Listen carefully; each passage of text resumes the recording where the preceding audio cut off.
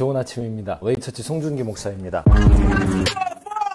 목사님 질문 있어요. 오늘 받은 질문의 내용은 이단인지 아닌지 내가 어떻게 분별합니까? 혹은 이단을 만났을 때 그때 내가 어떻게 대처해야 됩니까? 이런 질문에 대해서 답해 보도록 하겠습니다. 이단에 대한 정의부터 하자면요, 사전적 의미 이단, 그러면 그 한자 자체는요 끝이 다른 사람들을 의미하는 거죠. 당장은 이게 맞는 것 같아도 그 끝에 가보면은 끝이 성경과 다르고 특히 예수 그리스도가 끝에 있어서 뭔가 한 부분이 달라요.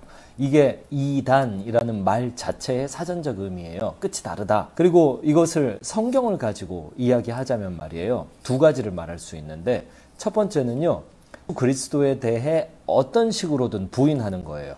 대부분은 그렇죠. 2000년 전에 이 땅에 오신 역사적 나사렛에 계신 그 예수 그리스도가 예수님이 아니시다. 아니면 그분이 맞다. 그런데 오늘날 2000년 뒤에 오늘날 이 땅에 다른 인간 예수가 있다. 이제 이게 굉장히 많아요. 어떤 식으로든 예수 그리스도를 부인하는 거예요. 반대하는 거예요. 다른 식으로 이야기하는 거예요. 그게 이단이고요. 또 하나는요, 예수님에 대해서 다르게 이야기하지 않아요. A부터 Z까지 다 예수님에 대해서 성경적으로 말을 해요. 그런데도 이단일 수 있는 케이스가 뭐냐면은 그 이야기를 우리만 할 수 있다. 이거요. 이게 이단이에요. 네가 잘 모른다. 우리랑 그 같은 그 문파가 되어야 너도 이 복음을 알 수 있다. 지금 이렇게 말만 해서는 안 된다. 뭐 어떤 식으로든 이 복음 진리를 우리만 알고 있다. 이렇게 주장하면 그게 이단입니다. 그러니까 요 세 가지로 한번 분별해 보세요. 성경을 가지고 어떤 이야기를 할 때 맥락을 따지지 않고 한 파트만 가지고 그냥 본인이 하고 싶은 이야기를 해버리는 경우가 되게 많아요. 구별하세요. 어떤 식으로든 그 끝이 다르다. 복음과 뭔가 어느 한 부분이 다르다. 100%가 있다면 그 중에 1%가 다르다. 99%는 되게 성경적인데 1%가 뭐가 다르다. 그러면 요게 이단 분별의 기준이고요. 그 다음에 이단 분별의 또 하나의 기준은 예수님에 대해서 뭔가 다르게 이야기하는 거예요. 그리고 세 번째로는요, 그 이야기를 본인들만 할 수 있다. 그 구원에 대한 그 복음 진리, 그것을 다른 교회, 다른 성도가 이야기하는 것은 이게 통용이 안 된다. 본인들만 그 이야기를 해야 된다. 이제 요 세 가지 케이스로 구별해 보시기 바랍니다.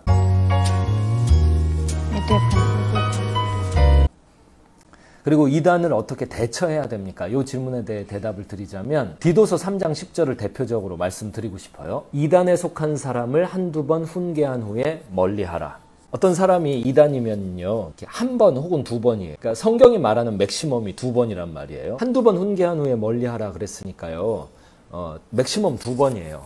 한 번 어떻게 훈계하는지 제가 예를 들어 드릴게요. 진리는 예수님밖에 없습니다. 이런 식으로 혹세무민하지 마시고 지옥 가려면 혼자 가십시오. 이거 훈계예요, 훈계. 가서 이렇게 이야기를 들어봐라. 이렇게 성경이 말 안 하고요. 한 번 혹은 두 번, 맥시멈 두 번까지 훈계하는 거예요. 이거 혼내는 겁니다. 그러면 안 됩니다. 이렇게 훈계하는 거예요. 훈계한 후에 멀리하라. 그 다음에 빠이빠이, 안녕. 이거 멀리하는 겁니다. 계속 옆에서 맴돌 필요가 없어요. 우리들의 이 마음은 기본적으로 어두운 것이 있을 때 더 집중합니다. 빛이 있을 때 그 빛이 와 밝다 이거 뭐냐 이렇게 집중하기보다는요, 어두운 게 있을 때 거기에 더 집중하는 그런 성향이 있어요. 어두움에 먼저 반응하는 그 속성 때문에요, 이단의 어두운 면을 봤을 때 자꾸 빛으로부터 멀어지는 이런 연약함이 있거든요. 빛은 예수님이신데 예수님께 집중하면 어둠이 사라질 텐데, 어둠이 등장했을 때, 이단이 등장했을 때 그냥 그 어둠에 이단과의 논쟁에 거기 빠져서 시간 낭비해버리고 정서, 기분 낭비하고 이렇게 할 필요가 없어요. 빛에 집중하는 게 최선이에요. 디도서 3장 10절 말씀, 그게 이단에 대한 성경적 대처법입니다. 한 번 혹은 두 번 훈계한 다음에 멀리하라. 근데 여기에 예외사항이 있어요. 맥시멈 두 번까지가 아니라 세 번, 네 번, 200번, 2000번, 2만 번까지라도 훈계하고 더 이렇게 대화를 해야 되는 그 예외가 있죠. 그게 뭐냐? 사랑이에요. 만약 나의 사랑하는 가족 중에 누가 그런 사람이 있다. 그럼 어떻게 내가 한 번 혹은 두 번 딱 얘기하고 어떻게 잘라버립니까? 선생님 안녕하세요. 오랜만입니다. 네, 오랜만입니다. 가족 중에 있다. 내가 정말 사랑하는 사람 중에 이단이 있다. 그러면 그때는 예외인 거예요. 한두 번 훈계할 수가 없죠. 그리고 그냥 발에 먼지를 어떻게 떨어버립니까? 사랑하는 사람인데. 그럴 경우가 예외예요. 대표적인 이단 사상 제가 생각나는 대로 7가지 정리해봤어요. 첫 번째, 재림의 날을 정확하게 알고 있다라는 주장. 이게 대표적인 이단 사상입니다. 마태복음 24장 36절에 의하면요, 예수 그리스도의 재림의 날은 아무도 모릅니다. 성경에 분명히 나옵니다. 그 날과 그때는 아무도 모르나니 하늘의 천사도 아들도 모르고 오직 아버지만 아시느니라. 이거 비밀에 붙여져 있는 거예요. 하나님만 아시는 거예요. 근데 그 날을 내가 안다. 성경을 가지고 내가 계산을 했다. 이렇게 어떤 식으로든 그 날을 안다고 하면 대표적인 이단 사상이죠. 역사가 깊어요. 예수님 오실 날을 내가 정확히 알고 있다. 두 번째 대표적인 이단 사상. 예수 그리스도가 몸으로 오늘날 우리와 함께 살아가는 동시대, 오늘날 현현에 계신다. 지금 함께 계신다. 이제 이게 대표적인 이단 사상입니다. 어서 오세요. 네, 안녕하십니까. 제가 몇 가지 읽어드릴게요. 디모데전서 2장 5절. 하나님은 한 분이시요 또 하나님과 사람 사이에 중보자도 한 분이시니 곧 사람이신 예수 그리스도라. 예수님은 한 분밖에 없습니다. 그런데 자꾸 2명, 3명, 4명. 아마 오늘날 내가 예수다 하는 사람들 다 모으면 예수님이 엄청 많을 거예요. 말도 안 돼. 예수님 한 명밖에 없어요. 성경에 그렇게 나와요. 사도행전 4장 12절. 다른 이로서는 구원을 받을 수 없나니 천하 사람 중에 구원을 받을 만한 다른 이름을 우리에게 주신 일이 없음이라. 그리고 마태복음 24장 23절. 그때의 사람이 너희에게 말하되 보라 그리스도가 여기 있다 혹은 저기 있다 하여도 믿지 말라. 이렇게 이야기하고 있죠. 이게 이단들의 모습이죠. 예수님, 내가 예수다. 아니면 예수가 저기 있다. 이렇게. 이거 이단이죠. 또 대표적인 이단 사상 세 번째. 구원이 없어질 수 있다라고 주장하는 사람들이 있어요. 에베소서 2장 8절 9절 보면요. 너희는 그 은혜에 의하여 믿음으로 말미암아 구원을 받았으니 이것이 너희에게 난 것이 아니요 하나님의 선물이다. 그랬어요. 그리고 행위에서 난 것이 아니다. 누구든지 자랑하지 못하게 하려고 한다. 그랬어요. 하나님께서 구원을 주시는 주체가 되시잖아요. 하나님이 변합니까? 하나님이 불변이에요. 그 불변하는 하나님의 속성상 하나님이 주신 구원도 불변입니다. 하나만 더 읽어드릴게요. 로마서 8장 33절로 35절. 누가 능히 하나님께서 택하신 자들을 고발하리요. 의롭다 하신 이는 하나님이시니 누가 정죄하리요. 이게 우리한테 달린 일이 아니에요. 구원이. 그 다음에 구원이 없어질 수 있다는 주장을 하는 반면에 또 지나치게 무조건 구원 받는다 주장하는 사람들도 이단의 대표적인 사상이에요. 그 중에 대표적인 사람들이 구원파죠. 이 사람들은요, 막 그냥 아무나 구원받는다고 해버려요. 그래서 막 죄짓고 살아버려라. 그냥 네 마음대로 쾌락을 누려라. 그래도 구원받는다. 이렇게 직접적으로 주장이 아니라 간접적으로 그렇게 주장하는 사람들도 역사가 깊은 대표적인 이단 사상가들입니다. 그냥 회개, 옛날에 그냥 한 번만 딱 하면 된다. 그리고 그 뒤로는 맘대로 살아도 된다. 이런 사람들도 이단이죠. 그리고 또 대표적인 이단 사상 다섯 번째는요. 크리스찬이 받는 축복은 건강이다. 혹은 그 부자가 되는 게 크리스찬의 축복이다. 이거 이단 사상입니다.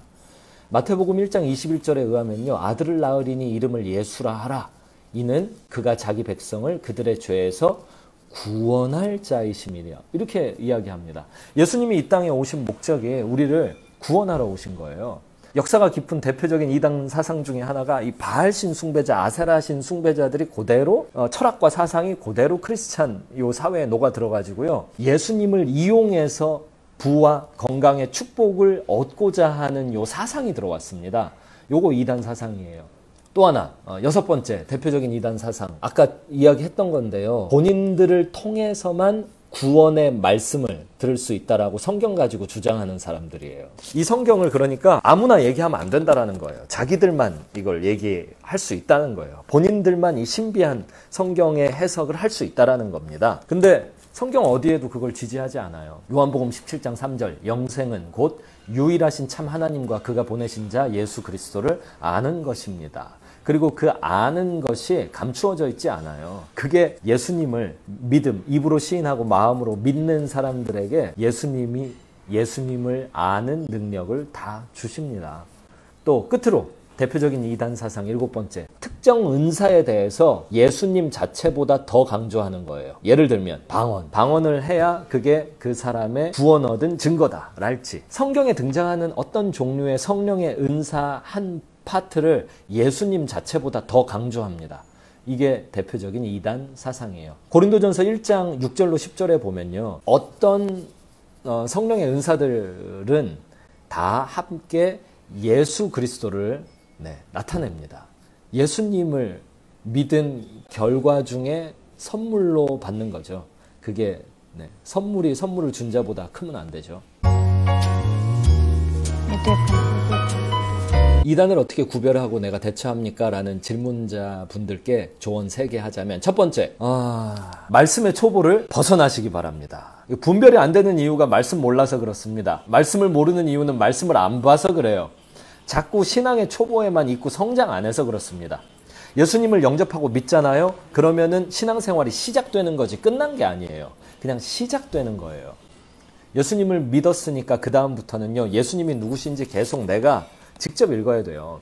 독서 방법 중에 늘 강조되는 게 있어요. 어떤 클래식 원전에 대해서 말하는 사람의 이야기만 들어서는 그 클래식 원전을 내가 안다, 읽었다 이렇게 말할 수가 없습니다. 어떤 클래식 원전을 내가 안다, 읽었다 라고 얘기하려면 내가 읽어야죠. 내가 내 눈을 써서 읽어야 되고 내 뇌를 써서 읽어야 돼요. 성경이 다르겠습니까? 이거 책이잖아요. 이거 한글로 돼 있는 이거 책이잖아요. 책. 하나님이 이렇게 신비하게 하나님을 이 책에 담아주셨잖아요. 그러니까 이거 읽어야 돼요. 어떻게 이단을 구별합니까? 이 질문하신 분들 3분 계시거든요. 근데 3분에게 제가 알아요.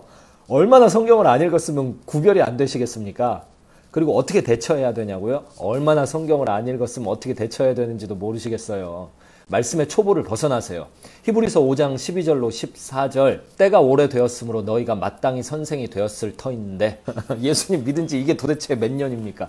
근데 아직도 마땅히 선생이 되셔야 될 분들, 성경을 가르치셔도 모자르신 분들이 지금 이단이 구별이 안 돼서 질문을 하십니까? 또 조언 2번째, 배우고 확신한 일에 거하십시오. 비슷한 이야기인데요. 디모데후서 3장 14절, 어리다고 신학을 안 했다고 이거 익스큐즈가 될 수가 없어요. 그러나 너는 배우고 확신한 일에 거하라. 배우고 확신한 일에 거하십시오. 아니 성경을 읽고 또 읽고 진짜 모르시겠어요? 연구하시기 바랍니다. 이단에 대해 얘기하는 거 목사님! 목사님 오랜만입니다. 네. 방송 중이신. 그리고 끝으로 3번째, 예수님께 집중하는 게 더 나아요. 어둠을 자꾸 상대하고 분석하지 말고요, 그냥 빛 되신 예수님께 집중하는 게 나아요. 이단이 주변에서 얼쩡거리면 자꾸 이단들과 대화하지 말고 디도서 말씀대로 한두 번 훈계한 후에 그냥 떠나버리고 그 대신 예수님께 집중하는 게 이단에 대한 더 훌륭하고 확실한 대처예요. 예수님 집중하면 그 빛에 내가 노출이 돼서 내가 그 빛을 반사함으로써 이단 자체뿐만 아니라 이단에 미혹된 사람들까지 다 올바른 대로 이끌 수가 있어요. 빌립보서 3장 8절로 9절, 또한 모든 것을 해로 여김은 내 주 예수 그리스도를 아는 지식이 가장 고상하기 때문이라. 내가 그를 위하여 모든 것을 잃어버리고 배설물로 여김은 그리스도를 얻고 그 안에서 발견되려 함이니. 예수님이 최고다 그 말이잖아요. 어떤 상황에서도 예수님께 집중하시기 바랍니다. 오늘은 여기까지였어요. 질문해주신 3분 너무 감사해요. 제가 조금 뭐라고 하긴 했지만 정말 진정성 있게 이야기한 거예요. 사랑하니까 그렇고 감사하니까 이렇게 진정성 있게 얘기한 거예요. 제가 관심 없으면 이렇게 얘기 안 합니다. 계속 질문해주세요. 또 뵙겠습니다.